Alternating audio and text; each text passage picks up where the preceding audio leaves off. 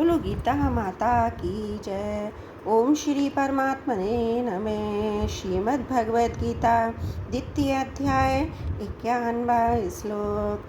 कर्मजं बुद्धि युक्ता हिं फलं त्यक्ता मनीषिण जन्म बंध विनिर्मुक्ता पदम गच्छन् त्यानमयम्। क्योंकि समबुद्धि से युक्त ज्ञानी जन कर्मों से उत्पन्न होने वाले फल को त्याग कर जन्म रूप बंधन से मुक्त हो निर्विकार परम पद को प्राप्त हो जाते हैं। कर्मजं बुद्धि युक्ता हिं फलम त्यक्ता मनीषिण है। जो समता से युक्त है वे ही वास्तव में मनीषी अर्थात बुद्धिमान हैं। 18वें अध्याय के 10वें श्लोक में भी कहा है कि जो मनुष्य अकुशल कर्मों से द्वेष नहीं करता, कुशल कर्मों में राग नहीं करता, वह मेधावी है और बुद्धिमान है। कर्म तो फल के रूप में परिणत होता ही है, उसके फल का त्याग कोई कर ही नहीं सकता। जैसे कोई खेती में निष्काम भाव से बीज बोए तो क्या खेती में अनाज होगा? बोआ है तो पैदा अवश्य होगा। ऐसे ही कोई निष्काम भाव पूर्वक कर्म करता है तो उसको कर्म का फल तो मिलेगा ही, पर वह बंधन कारक नहीं होगा। अतः यहाँ कर्मजन्य फल का त्याग करने का अर्थ है कर्मजन्य फल की इच्छा, कामना, ममता, वासना का त्याग करना। इसका त्याग करने में सभी समर्थ हैं। जन्म बंध विनिर्मुक्ता, समता युक्त मनीषी साधक जन्म रूप बंधन से मुक्त हो जाते हैं। कारण की समता में स्थित हो जाने से उनमें राग, द्वेष, कामना, वासना, ममता आदि दोष किंचित मात्र भी नहीं रहते। अतः उनके पुनर्जन्म का कारण ही नहीं रहता। वे जन्म मरण रूप बंधन से सदा के लिए मुक्त हो जाते हैं। पदम गच्छन् त्यनामयम्। आमय नाम रोग का है। रोग एक विकार है जिसमें किंचित मात्र भी किसी प्रकार का विकार न हो, उसको अनामय अर्थात निर्विकार कहते हैं। समता युक्त मनीषी लोग ऐसे निर्विकार पद को प्राप्त हो जाते हैं। इसी निर्विकार पद को 15वें अध्याय के 5वें श्लोक में अव्यय पद और 18वें अध्याय के 56वें श्लोक में शाश्वत अव्यय पद नाम से कहा गया है। यद्यपि गीता में सतगुण को भी अनामय कहा जाता है, पर वास्तव में अनामय निर्विकार तो अपना स्वरूप अथवा परमात्म तत्व ही है, क्योंकि वह गुणातीत तत्व है जिसको प्राप्त होकर फिर किसी को भी जन्म मरण के चक्कर में नहीं आना पड़ता। परमात्म तत्व की प्राप्ति हेतु होने से भगवान ने सतगुण को भी अनामय कह दिया।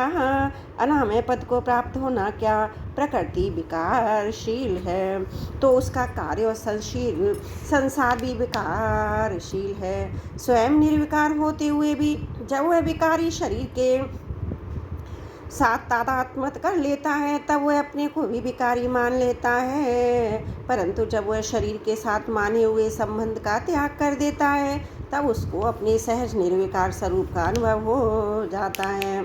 इस स्वाभाविक निर्विकारता का अनुभव होने को ही यहाँ अनामय पद को प्राप्त होना कहा गया है। इस श्लोक में बुद्धि युक्ता और मनीषिण पद में बहुवचन देने का तात्पर्य है कि जो भी समता में स्थित हो जाते हैं वे सब के सब अनामय पद को प्राप्त हो जाते हैं, मुक्त हो जाते हैं, उनमें से कोई भी बाकी नहीं रहता। इस तरह समता अनामय पद की प्राप्ति का अचूक उपाय है। इससे नियम सिद्ध होता है कि जब उत्पत्ति विनाशशील पदार्थों के साथ संबंध नहीं रहता तब स्वतः सिद्ध निर्विकारता का अनुभव हो जाता है। इसके लिए कुछ भी परिश्रम नहीं करना पड़ता, क्योंकि उस निर्विकारता का निर्माण नहीं करना पड़ता, वह तो स्वतः स्वाभाविक ही है।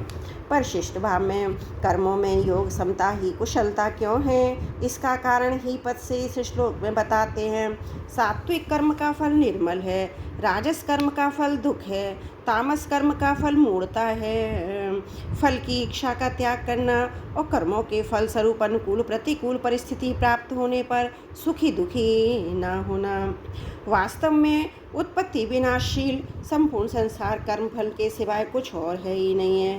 कर्म फल का त्याग कर दे तो फिर कोई भी बंधन बाकी नहीं रहता। ज्ञान होना, गमन होना, प्राप्त होना, ये निर्विकार पद की प्राप्ति का अर्थ है। जन्म मरण से रहित बनने का, निर्विकार पद की स्वतः सिद्धि प्राप्त का ज्ञान हो जाना, कारण कि नित्य निवृत्त की ही निवृत्ति होती है और नित्य प्राप्ति की ही प्राप्ति होती है। कर्मयोग मुक्ति का, कल्याण प्राप्ति का स्वतंत्र साधन है। कर्मयोग से संसार की निवृत्ति, परमात्म तत्व की प्राप्ति दोनों हो जाते हैं। त्रुटियों के लिए क्षमा चाहती हूँ। 91वां श्लोक समाप्त।